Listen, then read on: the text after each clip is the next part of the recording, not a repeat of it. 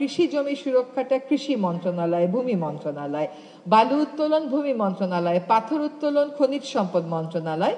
কিন্তু সরকারে থাকলে এই কথাটা বলা যায় না বা বলা উচিত না যে এগুলো আমার মন্ত্রণালয় না বলে আমি দেখব না।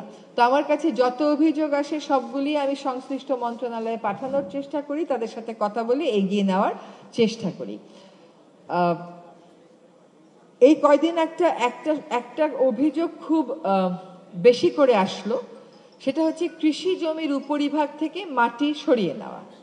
কেন সরিয়ে নেওয়া হচ্ছে এটার উত্তরও আগের একজন বক্তা বলেছেন, ইট ভাটাতে সেই মাটি বিক্রি করবে। এখন একজন কৃষক এমন হয়েছে যে তার পেঁয়াজ লাগিয়েছে, পেঁয়াজের কলি হয়েছে, সে রাতে ঘুমাতে গেছে, সকালবেলা উঠে দেখে পেঁয়াজের কলি সহ মাটি তার জমি থেকে নিয়ে চলে গেছে। সাতকানিয়া বলে একটা জায়গা আছে, সেখানে 40 ফিট গভীর করে কৃষি জমির মাটি কাটা হচ্ছে ইটভাটায় সরবরাহ করার জন্য।